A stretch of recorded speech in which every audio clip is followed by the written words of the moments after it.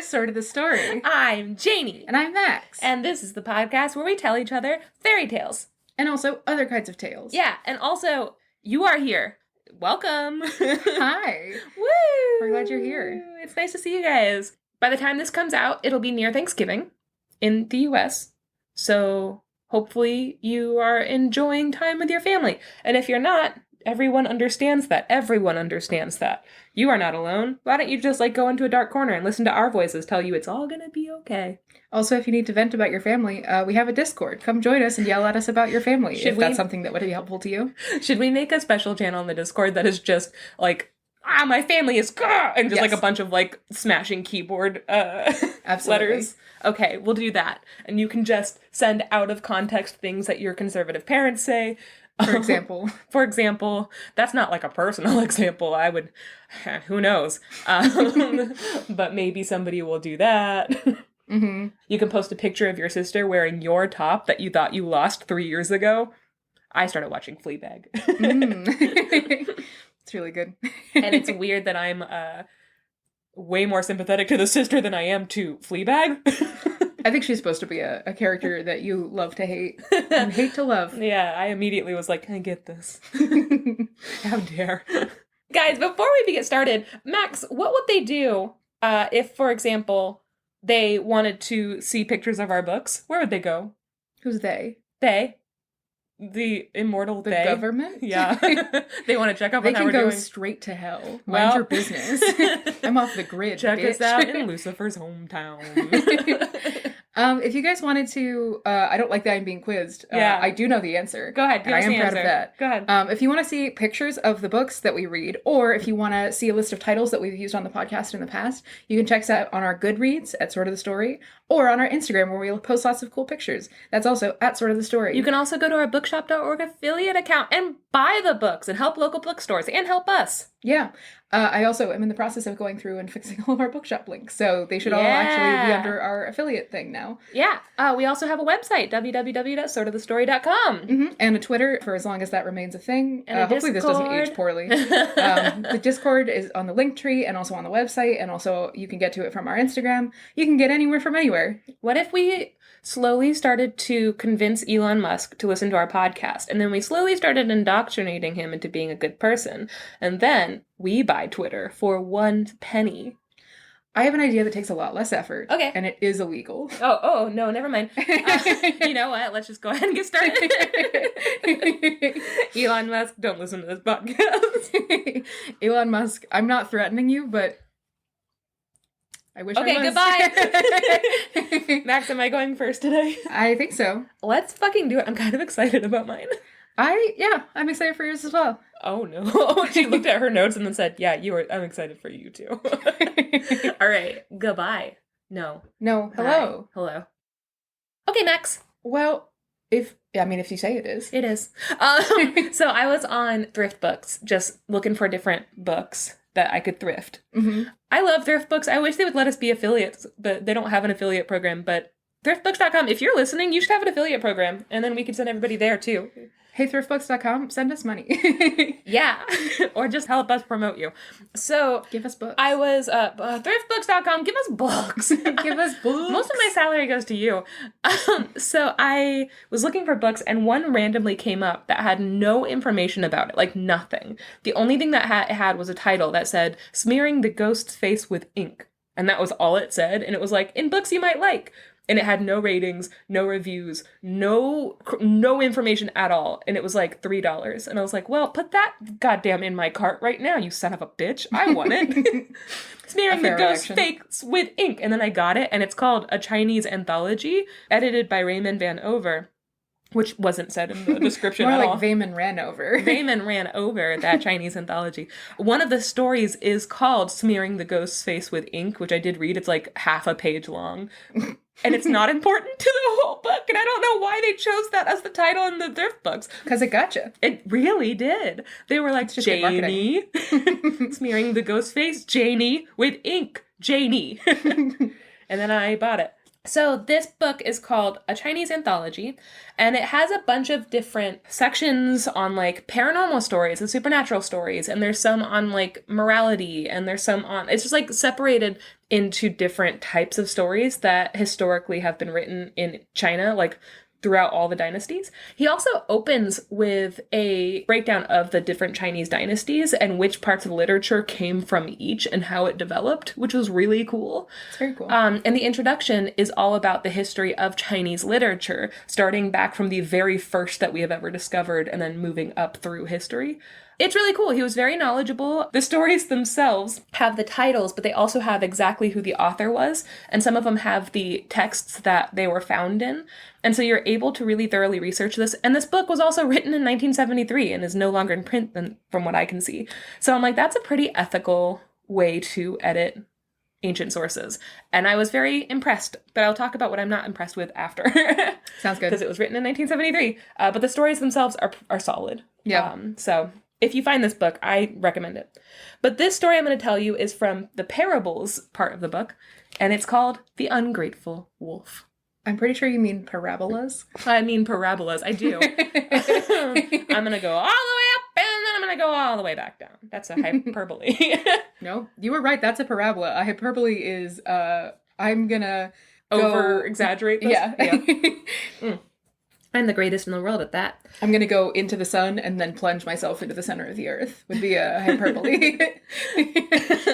I might. Honestly, Okay. It sounds pretty good to me. It sounds like a date. All right, so The Ungrateful Wolf by Ma Chung-hsi. There once was a great hunter named Chao Jiansu, who was hunting in a valley in the state of Chongshan. Every Chinese story I've ever read, and again, I studied Chinese for 4 years and I lived in China for 3 years. Every story I've ever read from ancient China has to very thoroughly tell you exactly where and when and who the emperor was and all the details of the city-states and the governance and like the provinces and the state that they were in and what the trees looked like and why that was specific to this particular dynasty. It's exhausting. Okay, but for this one is in the great state of Chongshan, and that's all I'm going to tell you. So this hunter, he killed many birds who were known for being very quick and agile in the air, and many beasts known for being ferocious and deadly. For he was very skilled at killing wild things, and he himself was pretty ferocious and had like not an ounce of like kindness in his soul for animals. Oof. And suddenly, in the midst of him hunting and killing all these animals, a wolf walked right into his path. Like he was like sitting there like looking at a map like, do I go left or right? And then a wolf just like trots up, stops in front of him, stands on its hind legs like a human, and then howls at the like moon. And so the guy's like, well, thank you, I guess. And then pulls out his famous longbow and then looses an arrow. And it hits the wolf in his front leg. And the wolf's like, ah, fuck! Oh my god, there's a hunter right there! And so the wolf like takes off, like runs for his life. I have that level of situational awareness sometimes. Like, that wolf really didn't. It was such a weird thing for a wolf to do. And the wolf is like, oh, fuck. And so the hunter gives chase. It just so happens that a man named Mr. Tung-hsi, the instinct to call him Mr. Tumnus was really bad. I'm not going to use Mr. after this, but that's what they call him in the book. Was walking by with a lame donkey. That donkey sucks. This donkey's so lame. He's carrying a picture of his mom. More like an ass. He's wearing a tiny denim backpack. Okay, and he's carrying a bag that's filled with Mr. Tung-hsi's books. And Tung-hsi was a believer in Mo-tsu's philosophy of universal love. And that just means like the wolf was really lucky that he stumbled upon this man because this man treated everything with like empathy. The wolf leans its head towards Tung-hsi and asks him for help. And he tells him, quote, "Are you not charitably inclined towards all living creatures?" And then he reminds him that Mao Pao freed a captured turtle in one famous story, and that the turtle repaid him for his kindness by ferrying him across a river when he needed it. And he also reminded him that the Marquis of Sui saved a snake and was given a beautiful pearl in thanks. And so the wolf is like, hey, if you help me hide from this terrible hunter that everyone's scared of, then one day I'll probably repay you, just like that turtle and that snake, right? So like it's odds are, I mean, probably. Yeah, that's how parabolas work. Yeah. So can we maybe start a partnership or something mutually beneficial? And so The man takes the time to be like, it was pretty stupid of you to just walk right in front of that hunter. So, like, that's kind of on you. I just want you to know that. You should probably look both ways before you cross the road. But also, and I'll put like, sure, blame the victim. Like, he was walking through his forest and then got shot. Yeah. But then he's like, I will help you. It's my duty as a believer in universal love. Hippie. So, Tung-Kwo empties the bag of books that the mule is carrying, that lame mule, and he tries to stuff the wolf in the bag. But I don't know if you know this from looking at Summer, but wolves kind of have long, awkward legs and, like, bushy tails. Summer has nothing in common with a wolf. Except that he has long, awkward legs and a bushy tail. All right. He looks just like a wolf in that sense. And so he tries 3 times to shove this wolf in this bag, and the wolf is like, come, I can't. They have this, like, hilarious, weird back and forth where, like, neither of them can figure out how to fit him in this bag, and the wolf is getting more and more frustrated. Meanwhile, the sounds of the hunting party and, like, the dust kicked up by Chao Shan-su's horse is getting closer and closer, and the wolf starts to panic, and he says, quote, when one desires to save the drowning from the water or the inmates of a house which has caught fire, one has no time for bowing and scraping, nor does one beat the gong in order to escape from robbers and bandits. Hurry up with your job. Okay. He's like, fucking shit, do it. Just shove me in this bag. And so the wolf folds himself as best he can to try to fucking shit.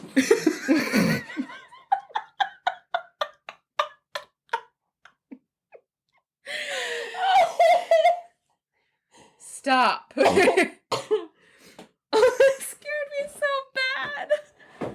Such a weird sound. Let's try this again. The wolf folds himself as best he can to help the charitable man, and the man crams his books back inside around the wolf once he finally gets him in there, and then he ties the bag back up, he hoists it back up onto the mule just in time. And Chao Chen-su arrives on the road with his hunters, and he doesn't see any sign of the wolf, and he just starts to fucking throw a fit. He takes his sword out, and he cuts off the pole of his chariot, and then he screams at Tung-Kwo that if he was hiding the wolf, he'd have a similar fate. And I'm like, why would you assume a man is hiding a wolf? Unless there was, like, a trail of blood that ended where the man was. Mm-hmm. Anyway, possible.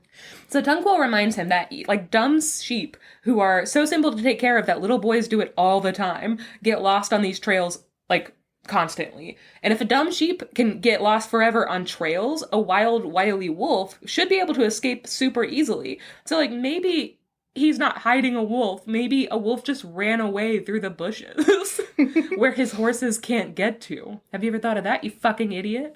And so Chao turns away without responding and leaves because he's rude and his mother didn't raise him right. What a bitch. Yeah. Him, not his mom. Immediately regretted that, huh? Yeah, I don't know anything about his mom. You weren't expecting me to keep talking. Which was your first mistake. Okay, so Tung-Kwo urges the mule along as well in the opposite direction, and in a few minutes, all the sounds from the hunting party are gone. And the wolf begins to protest in the bag, and he's like, hey, you gotta let me out of here. Oh, it's really uncomfortable. Also, you have to pull out this arrow from my leg and then let me go, dude. And so Tung-Kwo does all of this, right? He releases him, he pulls out the arrow, and then as soon as he's free, the wolf turns around and bares its fangs in a smile and is like, cool, I'm gonna eat you now. Oh my god. Yeah. You dummy. Yeah. And so he's like, listen, I'm grateful that you saved me, but also I'm hungry and I might die of starvation. Who knows? So I'm just going to go ahead and eat you. And you're a man who's a fan of universal love, so you should have no problem being my sacrifice. Thank you.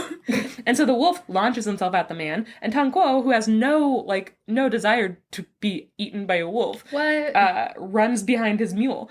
And then the wolf tries to get him, and he runs around the mule, and Tung-Kwo runs around the mule as well. And then they just sit there in, like, a yakety-sax moment, running around a mule while the mule is just, like, rolling its eyes. And they do this until they're both breathless, and they need, like, a break. As soon as they stop to catch their breath, the man tells him, you are an ungrateful beast. And the wolf is like, I am not ungrateful, but, like, you have to admit, the only reason why men are here is so the wolves can eat them. That's your whole purpose. You should be happy with this. So, the man has an idea. He tells him that it's a human custom that if there's a disagreement between two parties, they could decide the outcome by asking the opinion of 3 elderly ones. This is, like, done all the time, and it could help them make a decision.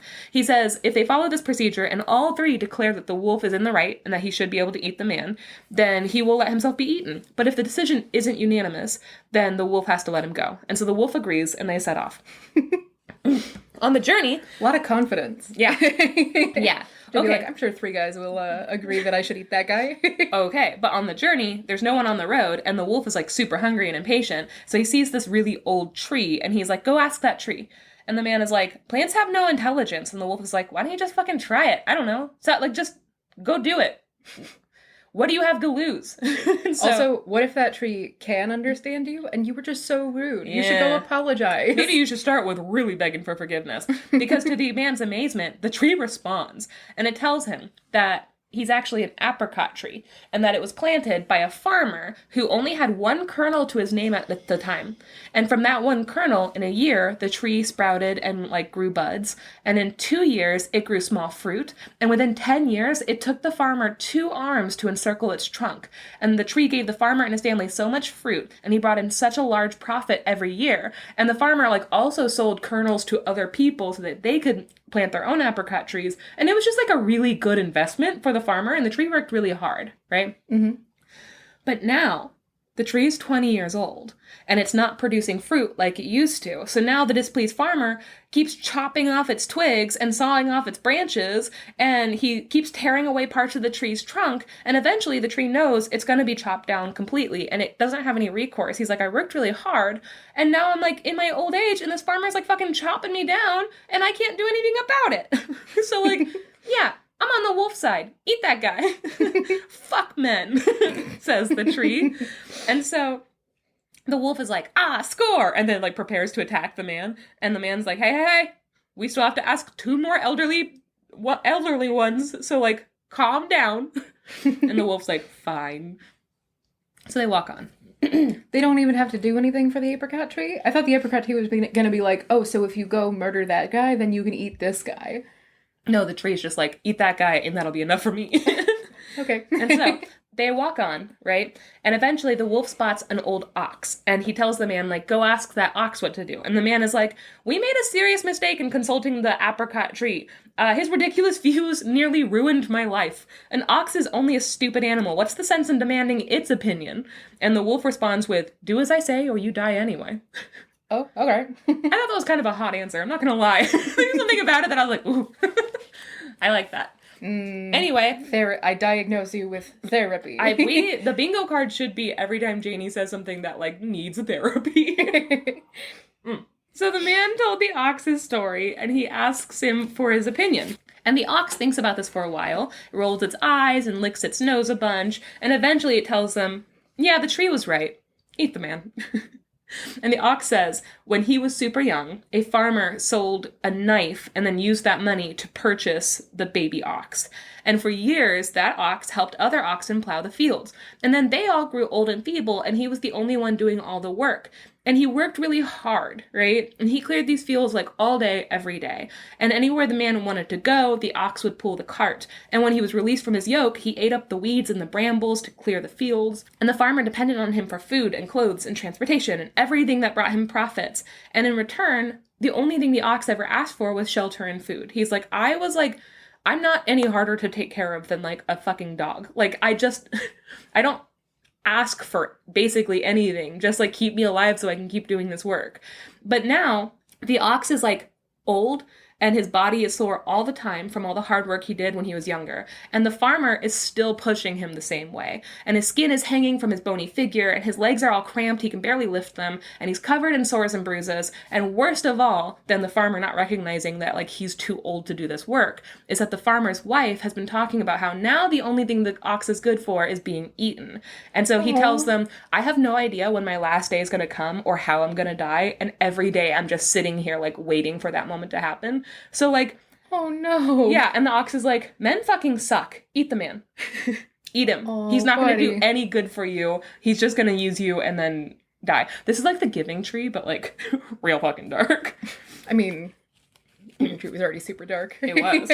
So the wolf is like, woohoo, yay! And then, like, prepares to attack again. And the man's like, stop it. We have to find one more person. And hopefully it's a person. So the man's, like, sweating. And thankfully, he sees an old man walking ahead. And he calls out to him desperately. And he explains its position. And he tells him, like, hey, I saved this wolf from a hunter. Now the wolf is trying to eat me. And if you tell him he can't, you could literally be saving my life, dude. So, like, please. And so the man tells the wolf, like, you're obviously wrong. And he says, quote, when one has received a favor and shows himself ungrateful, such behavior would certainly land him in misfortune. Confucius taught to the contrary. If a man does not forget a good turn done to him, he declared, one can be sure that he will become famous as a filial son. And the wolf protests. He's like, hey, you only heard his side of the story, now let me tell you mine. So the man's like, okay. And he says, Tungguo was not as giving as he had declared. In fact, he shoved the wolf in the bag, he tied his legs, and he sewed him into the bag after shoving a bunch of books on top of him, and he was like really, like horribly uncomfortable, and he would have suffocated. And then, knowing that the wolf was in this amount of discomfort, he gives this long-winded speech to this fucking hunter, and he's like hoping the whole time that the wolf is going to like suffocate to death before he's finished so that he can have the wolf's body. Like, this guy is like, he was full of shit.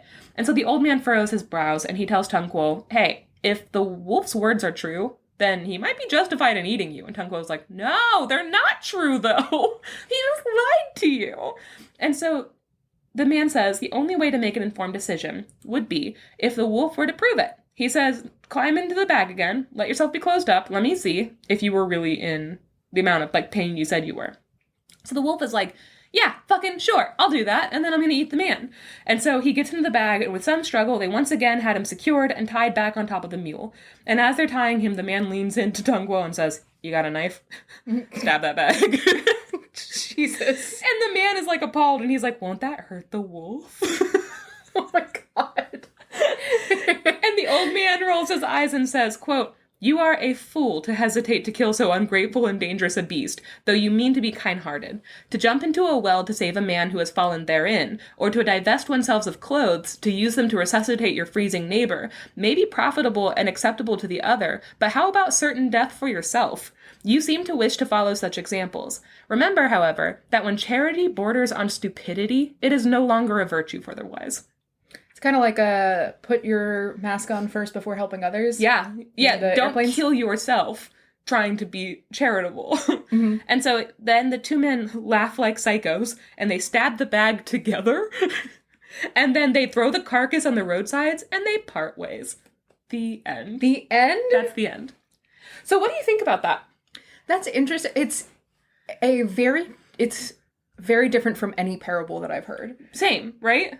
Yeah, it has a kind of a lot of the ones that I've heard are like Aesop stories and like stuff like that You are have very to be selfless. Yeah, they're very virtue oriented where they're like, no matter what, you have to give whatever you can to help people. So it's really cool that this is like, hey, establish boundaries though. Like don't be an idiot.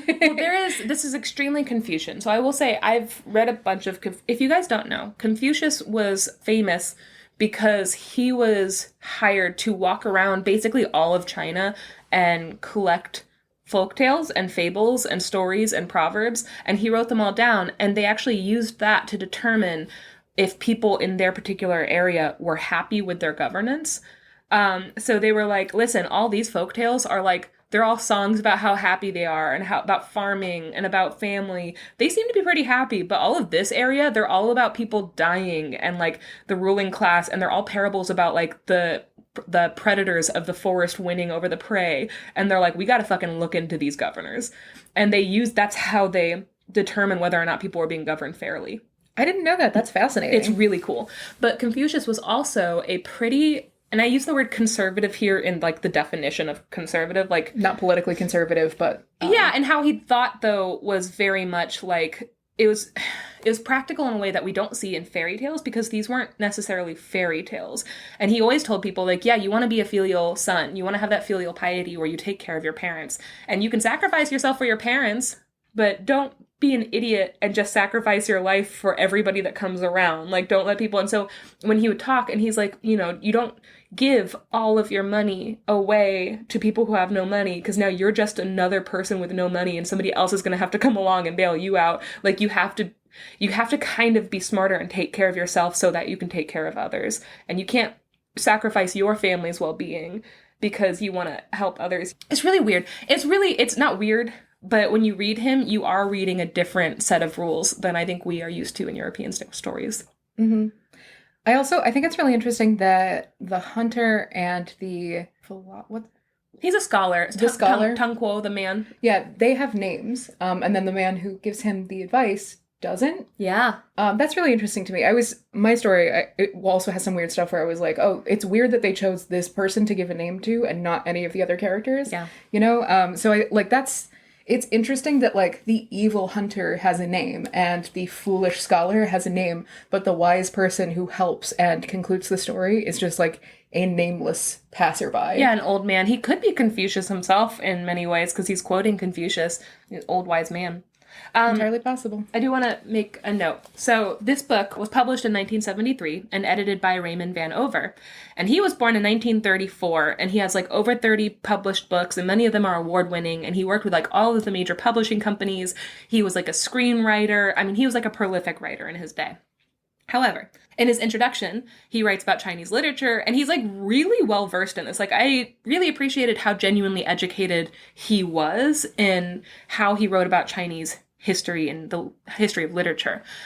But there's one thing I didn't love, and it was a note at the end where I think he showed his time. It was like a sign of the times, I think, but he showed his hand a little too much to me in the very end, where I was like, whoop, let's clock that for later. Mm-hmm. And thankfully it didn't show up in his writing, but this is the line. He says, quote, "These tales are from a China past. Since the period of civil wars and the ravages suffered during World War II, China is no longer the land of superstition, whimsy, and artistic originality. Today, art is a function of the state, and for that reason, much modern Chinese writing seems limited in scope and lacks the creative imagination of the earlier literature." So I studied modern Chinese literature and ancient Chinese literature and traditional Chinese literature. And I disagree. Obviously, I disagree. And this is what I wrote because I was mad. As in all societies, the literature reflects the current society one lives in. That's just how literature works. So like saying, oh, there's not as much artistic originality as writing these ancient parables and stuff like that. No, there is. It's just different now. And none of the European literature is written in the same format that the Grimm's brothers wrote and stuff like that. Like, it's weird to say that. Also, there's like a patina that, like, these stories develop over time. I mean, the reason why we have any folklore from any kind of ancient period is because it was preserved and passed down, which sometimes means it's because it was like a really central story. Sometimes it just means that one scroll or tablet survived and others didn't. Mm-hmm. It's like, when you drive past the signs that say, like, Amish antiques made new every day. Yeah. And it's like, you're making antiques today, kind of? Like, it's hard to... There is a certain quality of folklore and an inherent, I don't want to say value, but, like, there's a coloring to a story that comes with the idea that, oh, this is ancient times. This is not the world that we live in today, but it is still applicable. And I think that saying, like, oh, well, nobody's writing any good folklore today is a misunderstanding of what folklore is and is also just insane. And also, China is a massive place, and the idea that you've, like, seen enough of it, read enough of it, heard enough of their stories that you can make any kind of, like, final decision on their artistic integrity and skill is wild and fucked up. Also, clearly being somebody who studied a lot of traditional Chinese literature and gathered these, and then being able to be like confidently say modern Chinese literature doesn't have the same. I'm like, I'm sorry, have you read the same amount? Because I'm going to go ahead and say no, you didn't. Also, because he's read all this ancient Chinese stuff, he has a very clear bias. Yes. It's like they're not making it like they used to. That doesn't mean that they're not making it and that what they're making isn't good. Well, and so I wrote down as well, many modern Chinese stories have elements of the supernatural, nods towards parables and Confucianism and ancient flavors, for lack of a better word. And they still deal with current issues and events. And it's unfair to say that modern Chinese writers aren't as whimsical and original in their ancient predecessors, while not also recognizing that European literature was also reformed after major events like World War II. And you're not mentioning any of that. And also, I disagree. Yeah. He doesn't agree. And again, Raymond Van Over, he mentions his disdain for communism, but he was born in 1934, which means he lived through McCarthyism and the Second Red Scare, and he obviously has an inherent bias against communism and a fear of it that is very of his time. So I do think this book is very forthcoming. I think it's ethically sourced, and there's no political leanings one way or another in the actual writing because he's just editing it at a very straightforward. And so I appreciate a lot about that, but I also want to acknowledge that the time period he is writing in is full of shit. Yeah. So, and that's it. That's my take on Raymond Vanover. So take it as you will. But it's a very good book. It's not in print anymore. But I think there still might be like 5 copies left somewhere on thrift books. Nice. Yeah. And that's sort of the story. That was a good sort of story. Yeah. Do you want to go ahead and jump to yours? Yeah, let's do it. Okay.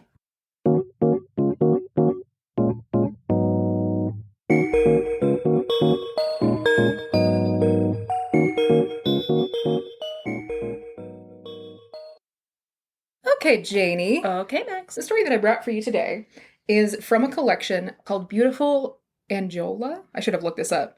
Beautiful Angiola or not Angola. That's a different place. Angiola, I think, is Sicily.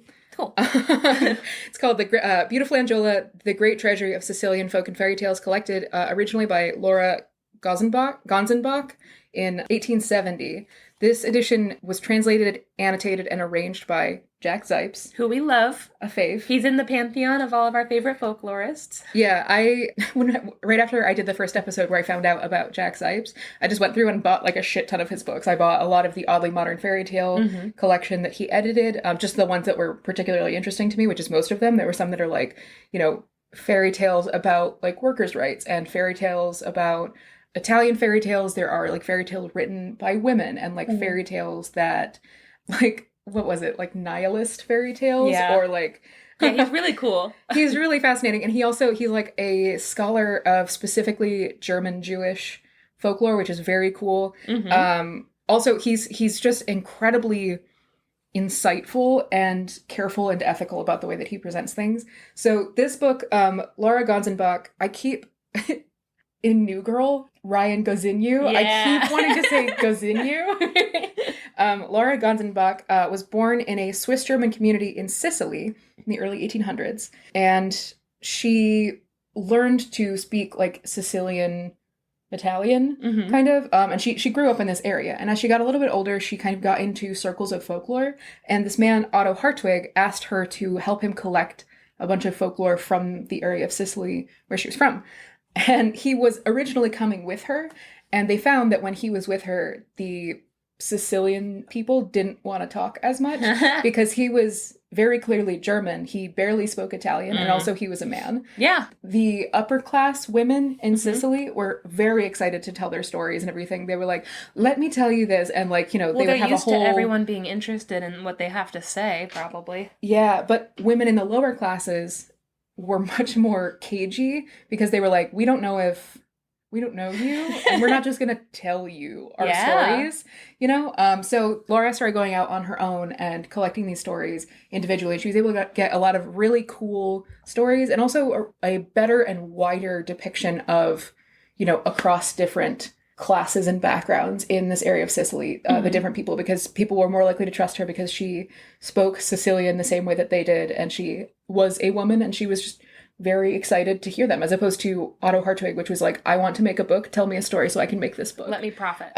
Yeah. So this collection, Laura Gonzenbach was the one who collected all these stories. Otto Hartwig published the original manuscript. She sent him the stories, and then he collated them and put them together. So the original book, it's not clear whether any of these stories were colored by Laura's interview process and things like that, or whether they were colored by like Otto Hartwig's more scholarly approach and saleability of the book. I think that Otto Hartwig, he went a little Brothers Grimm on it, where he was like, and the lesson is women are bad. Women are bad. So and women should be more obedient, or for a fact the Sicilian women, especially the lower class ones, were not. Yeah, We're not acting like that. Yeah, so this is a very cool collection. It has been translated a couple of times and republished over the past century and a half, and it's never really gotten a whole lot of traction. And Jack Zipes, he's so fascinated by these sort of lesser-known folklore collections, and so he went through, he translated this, and it's also the original manuscript, which is called Sicilianische Märchen, is organized kind of in the way that the ATU is, where it's like tales that have similarities are grouped together. But when you're reading a book, if you're reading the same story like 4 times in a row, can't do it. Doesn't make a lot of sense. So Jack Zipes reorganized the book so that it's more fun to read. And he also goes way into researching Laura Gonson Bach's life and everything, and huge, beautiful introduction, lots of notes, just truly like a scholarly masterwork. And I really enjoyed this book. Has a lot of really cool stories in it. So the story that I'm bringing to you, my dear Janey, today is called The Sister of Montefiore. Okay. Once upon a time, there were a brother and a sister, and they were both so hot. Oh no, okay, Max. Doesn't get better. Max, I think we've all read this webcomic. They're both just the most beautiful person anyone has ever seen, except that the sister is like a little bit hotter, but like both of them are just, they live together. I think that they're orphans. It doesn't establish that, but it's just the two of them live together. Montefiore, the brother, was famously handsome. People had heard of how handsome he was for many towns around. He was whispered about, and word of this very handsome young man got back to the king. And the king, meanwhile, was in the market for a valet. And wants a hot one. Yeah, and he was like, I hear that there's a very handsome young man, and I want him to be my valet. Sure, king, sure. No explanation given for why that is. We don't need it. We hear you loud and clear, sir. Honestly. Go off, king. So he hears about Montefiore, and he sends him a letter, and he's like, what's up? You're my valet now. Come to the castle. Oh. And Montefiore is very sad that he has to leave his sister. He commissions a portrait of her so that he can take with him. No. And then it's very weird. Hey, Montefiore, what the fuck? They got a very weird sibling relationship, and I don't like it. He commissions a portrait of her, and he brings it with him, and he goes to serve the king. During his time serving the king, he proves himself. He's so hot, and the king is like, I like that, and also you're good at your job, and I like that too. And he very quickly becomes sort of a confidant of the king. He rises above the ranks of all of the servants who have been there for their entire lives, just because he's like hot and also sad. I'm imagining Jamie and Cersei. I'm just imagining. That's probably Jamie a good thing to imagine. Okay. It describes Montefiore's sister as more beautiful than the sun. Sure. Which is an interesting thing that I've noticed in especially Mediterranean stories and also in like areas that have Spanish influences. Yeah. People are more likely to describe someone as being as beautiful as the sun. Which is like, I did the story The Daughter of the Sun, and I think it was an Italian story. Yeah. Whereas like more Northern Europe, Scandinavian Norse influences, they tend to say as beautiful as the moon, as well as a couple of, like, as well as I think a lot of the Middle Eastern stories that I've read have also said she's as beautiful as the moon. Which is kind of fun. So Montefiore is serving the king. He makes his way up in the ranks really quickly until he's the king's right-hand man, basically. And all of the other servants of the king are jealous, which, I mean... doesn't make the most sense to me, because it's like, oh, if Montefiore has all of the duties now, then you guys can just kind of hang out, but I'm not an overachiever. So they all get really jealous, and they start to spy on Montefiore, because they're like, we gotta find some dirt on this guy so that we can get the king to kick him out. Sure. So they start to spy on Montefiore, and they realize that when he's not working, he likes to go back to his room, lock the door, and then he just sits in his room and stares at the portrait of his sister and cries. Masturbates furiously to his sister. And cries and cries and cries and cries. Oh, and he cries. Weeps right onto his penis. Yep. What is that sound? That's the sound of him masturbating. You couldn't tell? Ew. Hold on, let me try it.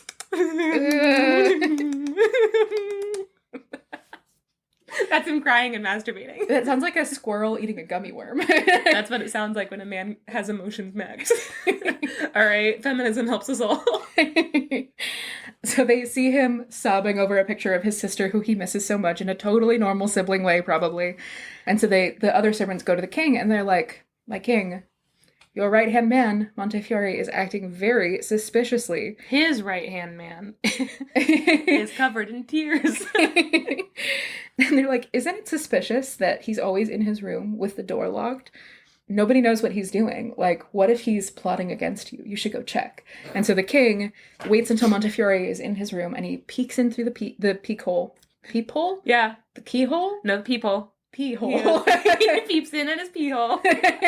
He peeks in through the keyhole, and he sees Montefiore crying over a portrait of his sister. And Montefiore is facing the door, so the king can't see the portrait.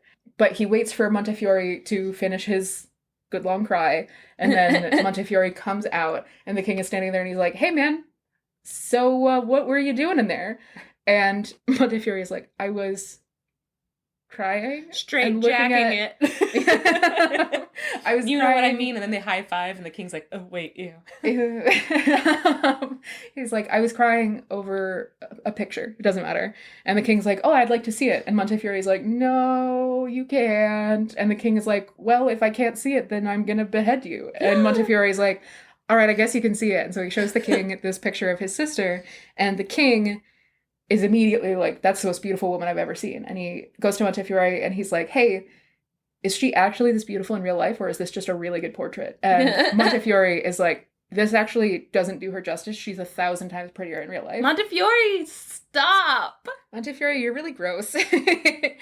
And the king says, well, if she's 1,000 times this hot, then she should be my wife and you should bring her here. And Montefiore is like, okay.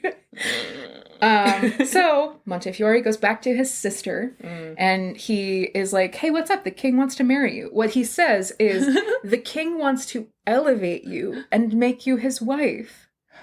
Congrats. Congratulations. So romantic. But first, do you want to make out a little? And she's like, I mean, I guess. It's what our parents would have wanted. And Montefiore's sister, again, doesn't have a name at any point in this story. The king doesn't have a name at any point in the story. The only person with a name in this entire story, I'm going to tell you, is Montefiore. So Montefiore's sister says, well, that sounds great, brother, but how am I supposed to go to him? Quote, when I don't have legs. This is as wild exposition as that. It's, how can I go to him? You know, when I was a little child, an evil sorceress cast a spell on me and said, may the siren of the sea fetch you. You know that, brother. Do we know that? This is the first time. This is the most, like, ham-handed exposition I've... Brother, don't you know that... Don't you remember about that evil sorceress who cursed me as a babe? A bebe. A bebe. She's like, so how am I supposed to get all the way to the king if, like, I have to cross the ocean because as soon as I get anywhere near the water, this siren is going to snatch me into the deep. And Montefiore is like, don't worry. I got it covered. Here's what we're going to do. And so Montefiore builds a ship. Okay. Wooden ship. Yeah. You know how a ship is like a... kind of like a long bowl. I mean, I know that. It's like, you know, it's open on the top and then it's like covered on the sides. He's like, double it. And he makes the boat so that it's kind of like a bubble. Aww. So it's covered on all sides. And he's like, see, now you get in the boat, the boat crosses the water, and the sea witch can't get a hold of you because she can't get in. Has a roof. Yep. Okay. Like a bubble. I kind of like it. Ships should be like that. Why don't they make ships like that?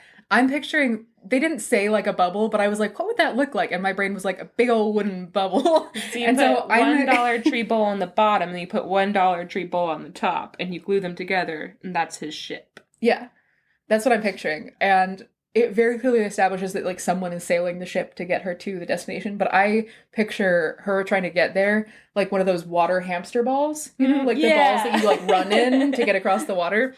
That's what I'm picturing. I thought, for some reason, I really thought that you were going to say, don't worry, we got this covered. And they hook her up to, like, a bunch of balloons. And they hold her with a rope against her, around her waist. And then they sail holding onto her like a big balloon.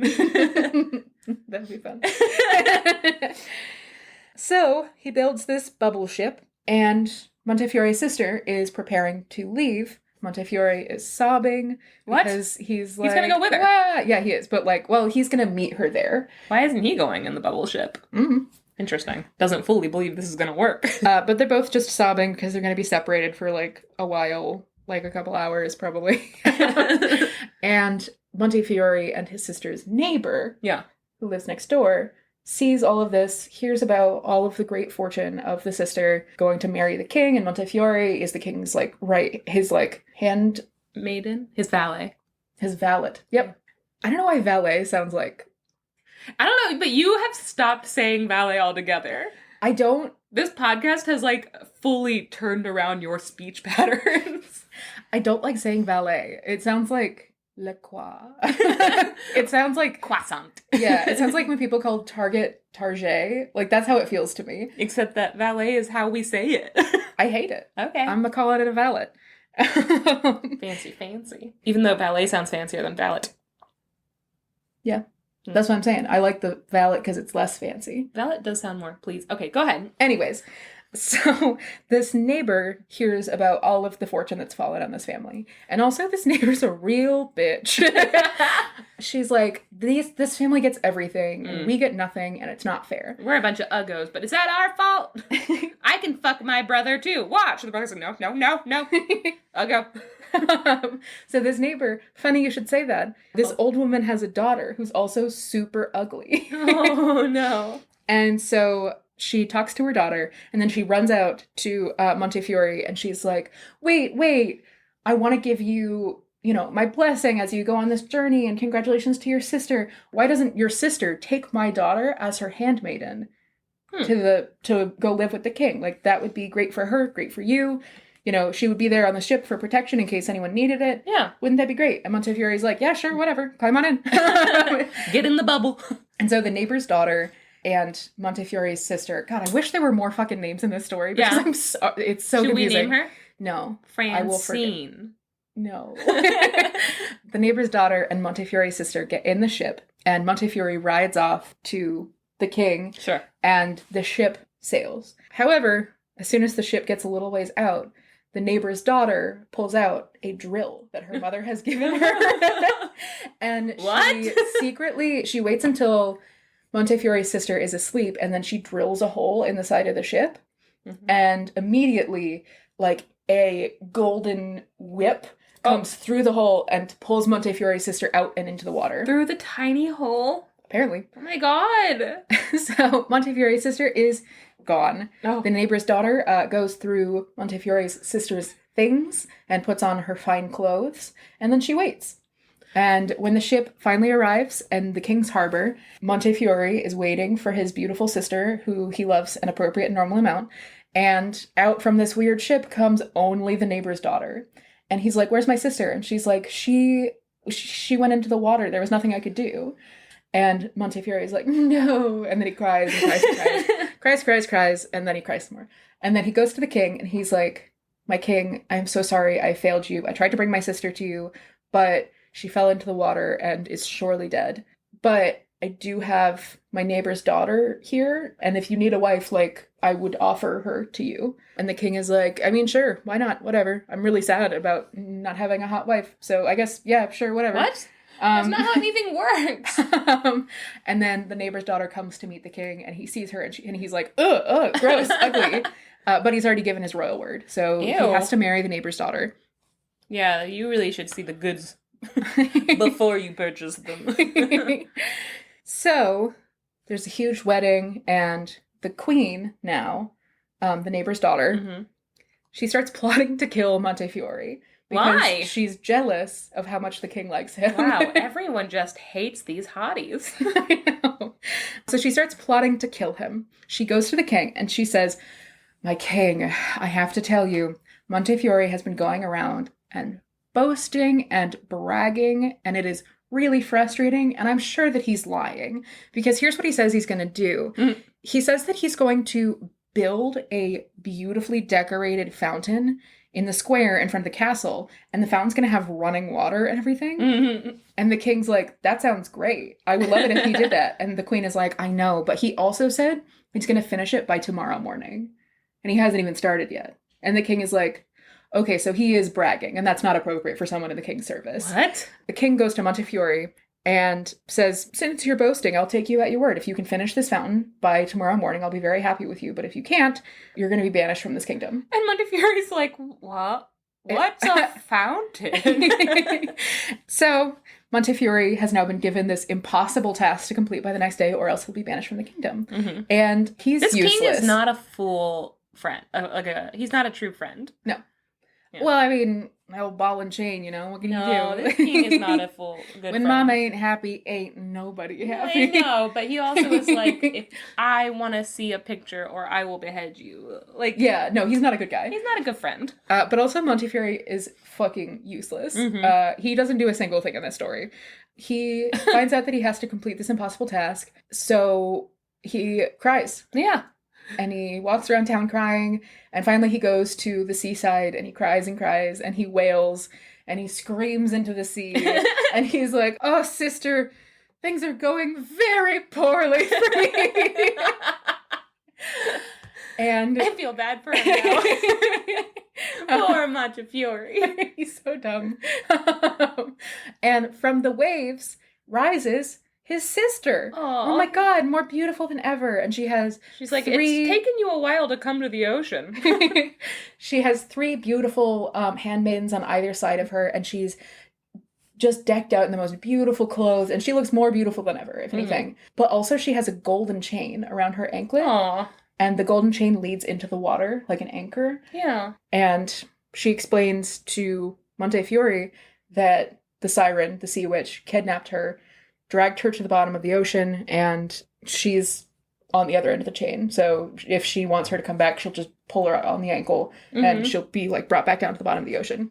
Montefiore is like, I'm so sorry that happened to you, but wait until you hear about my day. Oh, God.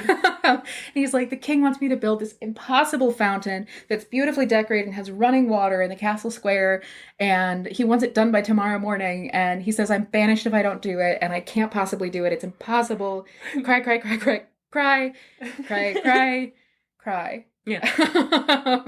And his sister says, don't worry, brother. Go home and sleep. Rest, hydrate, come back in the morning and the fountain will be prepared. I'll take care of everything. Just don't worry about it, okay? And Montefiore thanks her, and he goes home and takes a nap. I can't believe you're telling me a story that very heavily implies incest. Every once in a while it keeps hitting me, and I'm like, what is this story? There's no plot of it being incest, but they're just heavily way implied. too close. Yeah. I don't like it. Go ahead. So in the middle of the night, his sister and her maidens, her handmaids, come out of the ocean. The sister still with the golden chain around her ankle leading back to the sea. They come out of the ocean into the castle square, and through magical means construct this beautiful and ornate fountain with real running water. My God. Some all that fake running water. And then as soon as the task is finished, there's a tug on the sister's ankle, and she's pulled back into the sea by the siren. Horrifying. Truly horrifying. In the morning, the king takes his time getting up because he's like, I really don't want to banish Montefiore. But he looks out his window and he sees this beautiful fountain outside of his castle, and he goes to Montefiore and he's like, oh, thank God.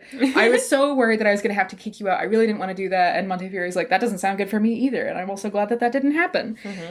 But the queen, the neighbor's daughter, is still trying to kill him. Yeah. So she goes to the king again, and she says, like, oh, Montefiore is still boasting. He's saying that he's going to build a garden around his beautiful fountain, and he's going to fill it with all of the trees and flowers in the world. Like, every kind of tree and flower that there is, he's going to put in this garden. And he says, get this, that he's going to finish it by tomorrow morning. And the king is like, oh, Montefiore. So he goes to Montefiore and he says, basically, you have to do it by tomorrow morning, blah, blah, blah, or else you'll go to jail. Okay, but does the king know what name every tree and flower king?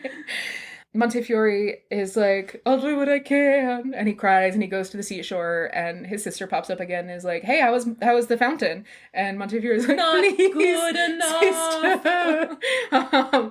He tells her that the king now wants a beautiful garden with every kind of flower and tree in it by tomorrow morning. And the sister's like, don't worry, brother, I will take care of it. Just go to bed. And Montefiore's like, okay. He goes to bed. Middle of the night, the sister and her maidens come and they build this beautiful, ornate garden around the fountain. And, they're gone before the sun comes up. The sister is pulled back into the ocean by this golden chain. The king wakes up, sees this beautiful garden. He's like, oh, thank goodness, Montefiore.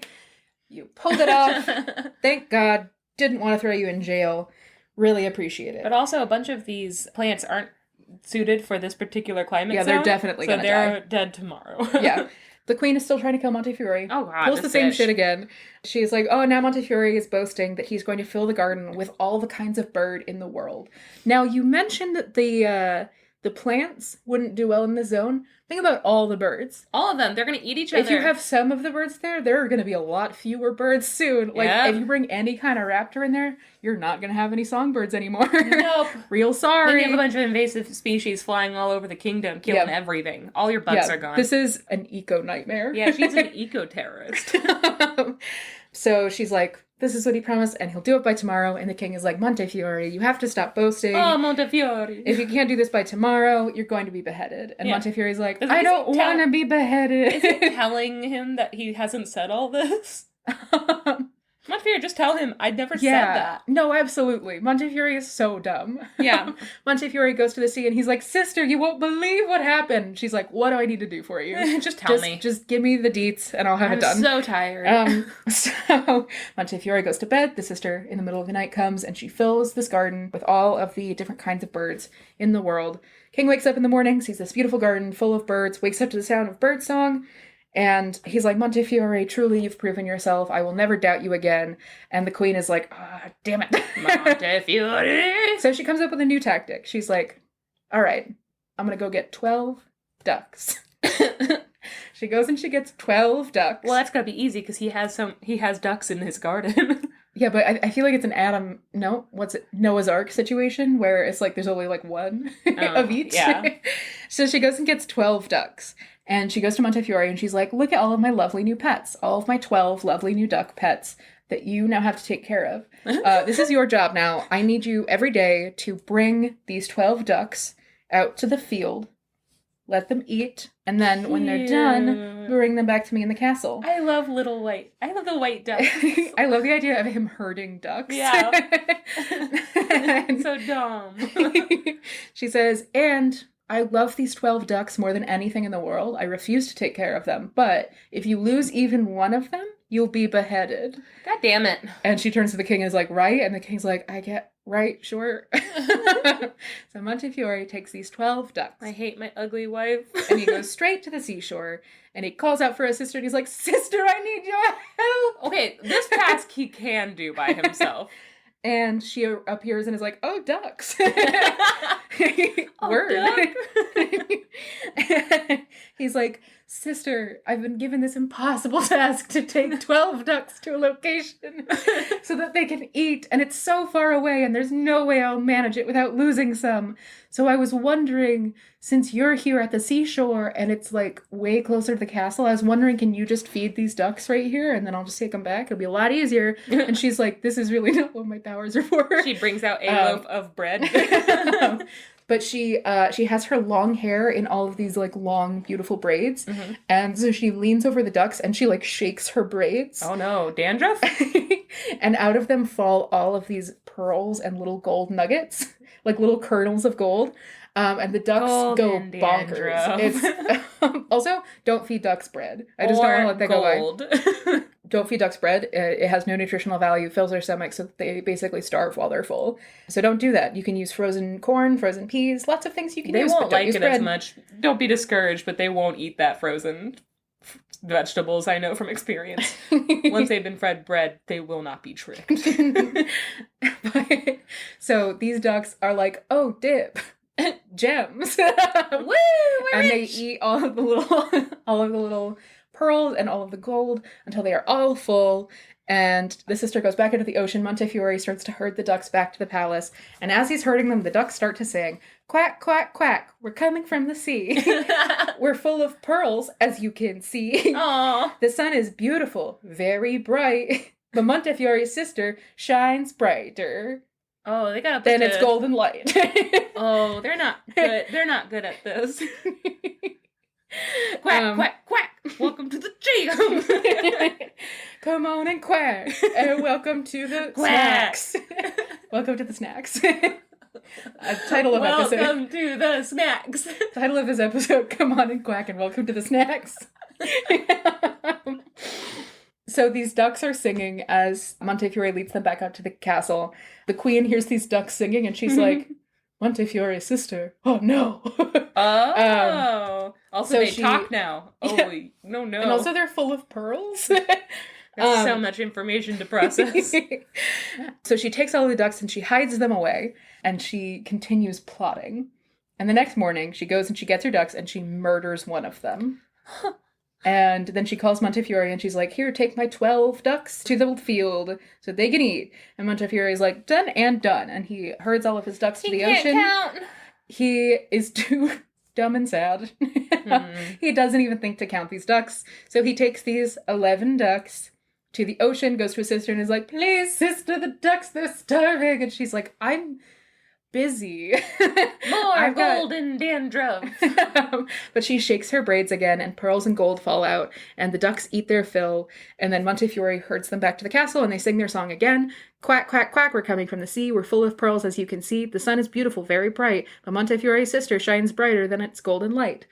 And again, the queen hears this. She takes all of the ducks, locks them away, and then she goes, all right, Montefiore, time to count these ducks and make sure you didn't lose any. 1, 2, 3, 4, 5, 6, 7, 8, 9, 10, 11, no, 12. Shock! Jacques! Montefiore.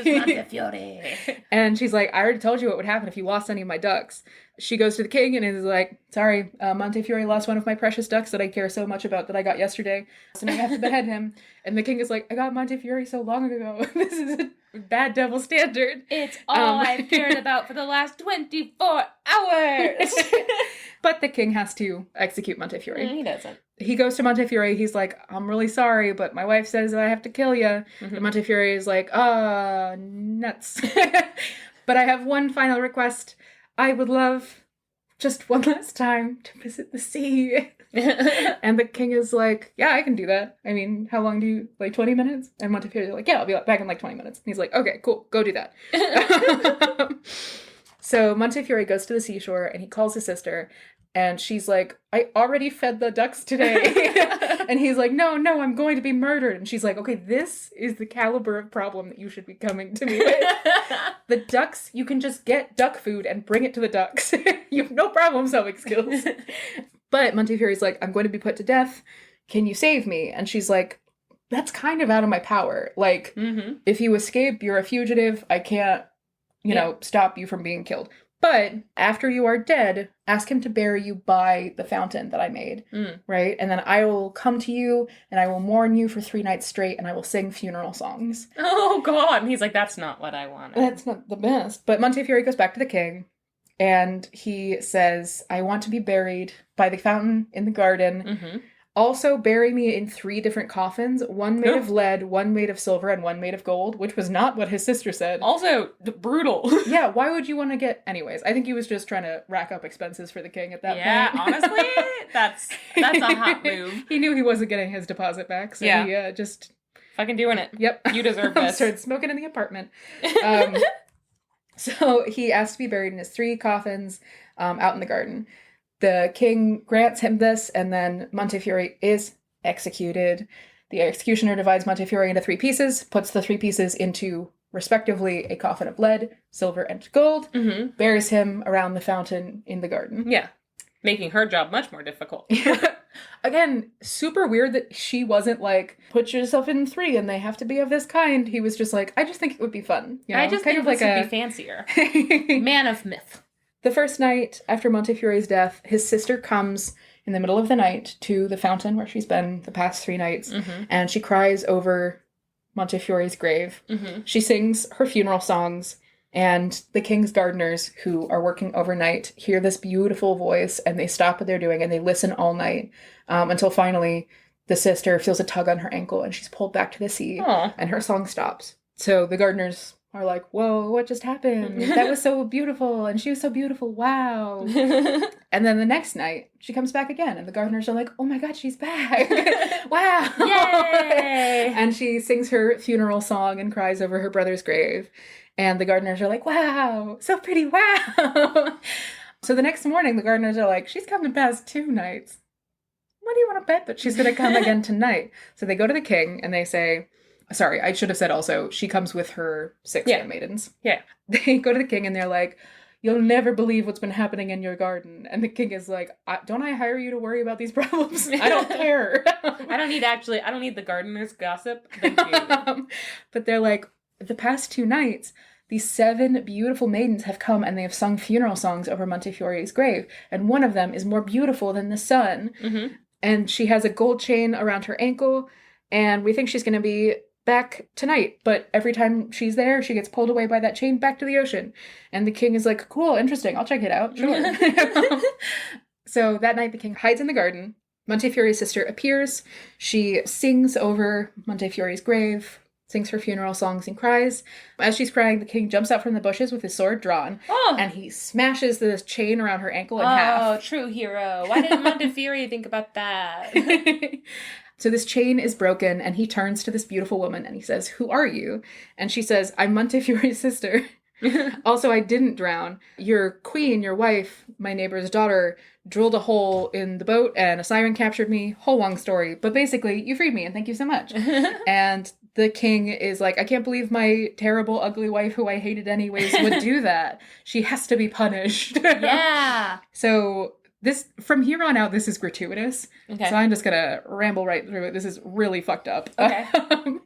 The king goes to his queen, the neighbor's daughter. He cuts her head off, and then he chops her into a bunch of little pieces. Mm-hmm. He has the meat of her salted and put into a barrel. And at the bottom of the barrel, he keeps one of her hands that has a ring on it that her mother gave her. He puts that at the bottom of the barrel, and then he sends the barrel to the neighbor, her mom. Yeah. And he puts a sign on it, and he says, "Neighbor, who is my wife's mom, the queen sends you this tuna. It's delicious. She wants you to eat it out of love for her. Wow. It's a gift from the queen." And the mother is like, "Oh, what a nice gift from my daughter." And so she starts eating all of this quote-unquote salted tuna.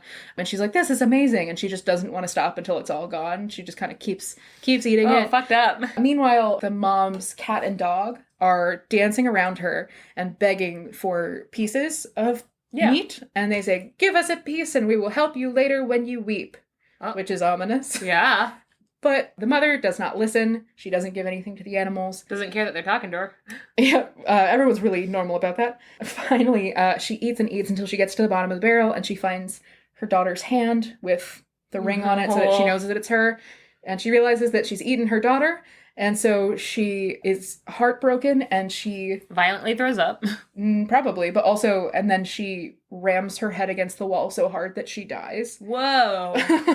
Fair, but also, whoa. Yeah, like, just braining yourself to death is a fucking hardcore way to go. The dog and the cat dance around her corpse, and they say, "You didn't give us anything to eat, so we won't help you when you weep." And she's not weeping, she's dead. Yeah, stupid dog and cat. The king marries Montefiore's sister, and they lived happily and content, and as some of these Italian stories end, but we cannot even pay the rent. Oh, I love that. Yeah. It's weird that Montefiore doesn't come back. I thought for sure with all the magic of, like, the 3 coffins and her coming back and weeping, I thought there was going to be some sort of magic to bring him back to life. Yeah.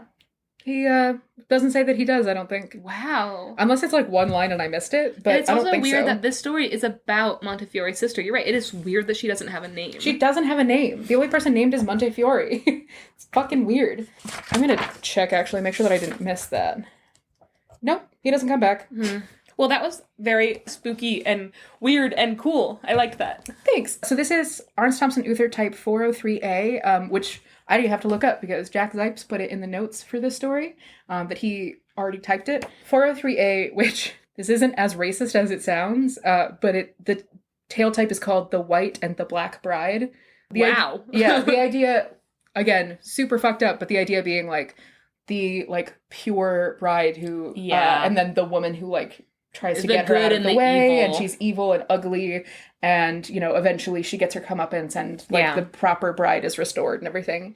There are other stories in this type written by Giambattista Basile, who we've used before, and also Giuseppe Pitre, from Caterina the Wise, I think, which was also in part edited by Jack Zipes. The White and the Black Bride, that color symbolism in the West, so like European, and therefore also all of the fairy tales that we are used to growing up with, they do have the white symbolizes good and black symbolizes evil. It's the opposite in Chinese mythology.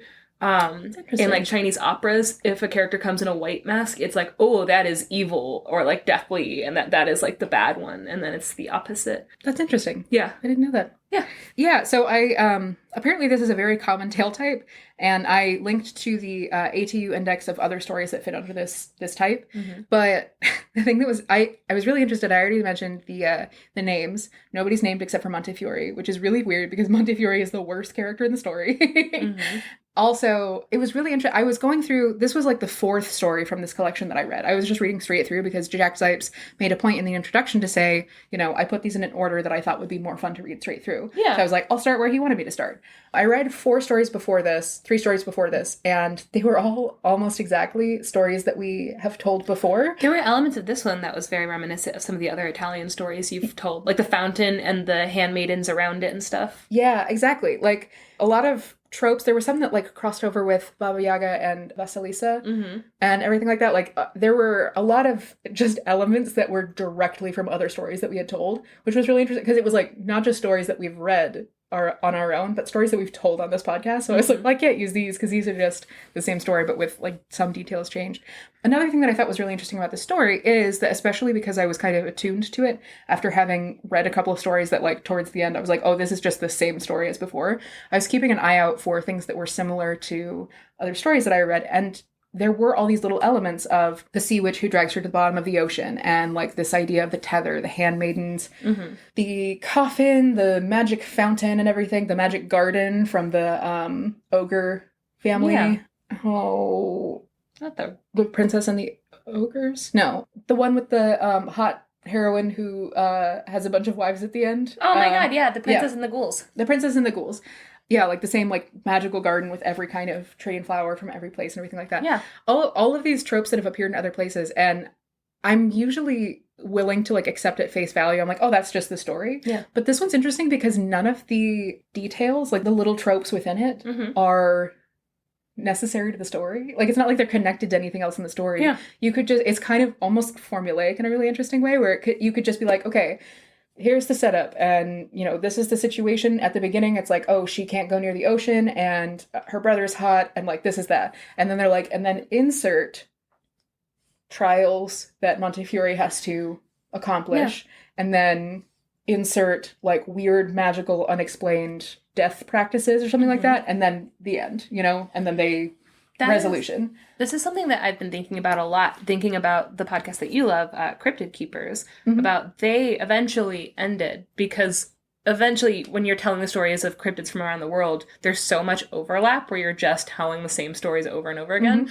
And I think even as quickly, I mean, we barely have any episodes, we're on episode 57, that's like nothing. But I'm also like, we're hitting so many of the same stories that I feel like my prediction is that, and I don't think it's going to happen at any time like super soon, but it can't go on forever because eventually we will still be telling the same stories because these have such cultural crossovers and stuff. And so like, I feel like maybe episode 200.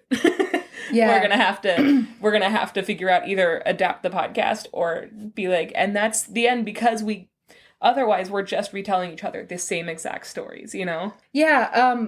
The thing that I think that we have started to kind of cover a lot of the like staples. We've kind of like gone around a lot of the different stories that are like staples across different places. We've had a couple of stories that are like sort of cultural remaskings of other stories and stuff like that. But the thing that's really exciting to me is that as we're kind of getting through these more like traditional Western, or more like Eastern to Western European, and we've done a little bit in Japan, China, Korea, Thailand, like we've had a spread, but we've kind of hit the like basics. I'm really excited that as we keep going, we're discovering the more obscure ones that I'm really excited to be shocking. To be kind of pushed to like, I have a couple of like African folklore collections which require like a more deep understanding of their religion and stuff like that I don't have, so it takes more research, but at the same time they are not like it's fantastic. The other stories, which is really cool. I think that we're getting further towards the deep cuts, which is really exciting for me. And also looking at stories like this, Jack Zipes has that interest in more unknown, weird, the fairy tales that people aren't like, that are super popular, like the Brothers Grimm stories and stuff like that. And there are so many books out there of people who are like, these are these super obscure, like Chenga does this all the time, where she's just like, this is just a book full of this woman's fairy tales and folk tales that she collected 200 years ago and that has been lost, It is fun to see how these are starting to resurface, how more and more folklorists now, and also did in the past still, like, try to find the more obscure ones that don't follow the same structures and rules. And maybe that's why they didn't make it as famous at their time. Yeah, I think that especially in the 1800s, there was a lot of like folklore gathering But I also, a lot of it needs translating, you know? Like a lot of that's a big barrier to a lot of things. Is part of the reason why like the Brothers Grimm are still pertinent is because they were translated into English really early. So it was able to spread really quickly through English speaking groups and everything like that. But there are some stories that, I mean, I wasn't able to find a copy of this story online. I couldn't find hardly any mention of it. Yeah. But I did link, the only place I could find it was on a German language folklore site. If you do just the auto translation on like Google Chrome or whatever to translate the page into English, it's, I mean, completely readable and almost the same as the version in the book. Yeah. So I posted that. You can read that for free. But it is in German. And so it's like a lot of these things are out there, but we, as primarily English speakers, just don't have access to them because the fact that they haven't been translated makes it harder to get to them. And that's another thing that Chenga does is she is researching a lot of Hungarian folktales and like asking for deep cuts and able everything to like translate it herself. Exactly, which is really cool. Well, I also found this, I know this is going long, but I was telling you, I was trying to find Arabic and Middle Eastern fairy tales today, and I was hitting the same roadblock over and over again, is that I could not find any that were actually written or published or edited by Middle Eastern people. And the ones I was finding, it was all like 1001 Nights. And I was like, you know what? We should do a thing on 1001 Nights. We should just maybe have like a themed episode where we both tell a story from there. That'd be fun. Mm-hmm. Except that the only copy that we would have available really is Andrew Lang. And so it's like, okay, all right. that might be what we have to do because I can't find another copy that's not by him. Except for the stories that were translated and like edited and stuff like that by Wilhelm something, I can't remember his name, and he's not fucking worth remembering because I started to read one of his stories. It's called Fatima's Deliverance, and I started to read one of his, and then I was like, this is by a guy named Wilhelm. Let me go ahead and look him up real quick. And I found out that he was just a Nazi. Like, that's just, like, he's one of the most famous one for Arabic folktales, and he also had a lot of his fucking writings that were used by Hitler as propaganda films. Like, they were made into propaganda films because they were all about, like Jewish people, and they were super anti-Semitic, and I'm like, why the fuck am I reading him? Why is he allowed to have a voice in Arabic literature? Like, what? Yeah, absolutely not. And and I stopped immediately. I was like, I'm not retelling any of his work. I'm just not gonna fucking do it. And we have in the past, like, given disclaimers, like, this writer has some pretty horrible views, but this doesn't touch it. And at this point, I'm like, if I can help it, I'm not gonna give any sort of mentions of Nazis. Yeah. Yep. But I'm hoping that changes. And if that's a call to listeners, if you guys have any idea where we can find these books and translations from the actual people who are from those cultures, please hit us up on the Discord. Yeah. Come hang out with us. Yeah. I think that we done did it. I think we done it, did it, done. That was very fun. It's a little more of a muted episode. We're really sleepy. We're sleepy. I still have to go to the grocery store. It doesn't sound worth it. So, guys, have a great day. Yeah, thanks for hanging out with us. Come visit us on our socials and visit our website and hang out with us on Discord. And hey, huge thank you to Keith. Yes, thanks, Keith, as always, for doing a stellar job with our audio editing. And we love you, you nasty weirdo. Yeah. And thank you for sharing those weird chants with us. They are working? Who knows? Question mark? Okay, have a great day, everyone. Bye. What if, for future tests, mm-hmm. we ask people on the Discord to ask us questions, and then we answer those questions? That's good. For example, like, what would you rather eat? A peanut butter sandwich or a bag of dicks? Gotta be a bag of dicks for me. A bag of dicks! Ew, peanut butter. Classic questions, am I right? Yeah, I'm actually allergic to sandwiches, so. All sandwich. Peanut butter, fine. Jelly, fine. Yeah. Sandwich? No. Love me some bread. Oh, yeah. God forbid you put anything in between that bread. I can do open-faced sandwiches, or like, you know, something kind of like along the lines of a taco, something like a hot dog, which is a taco. And if you're eating hot dogs, you might as well be eating a bag of dicks. In a sense, you know?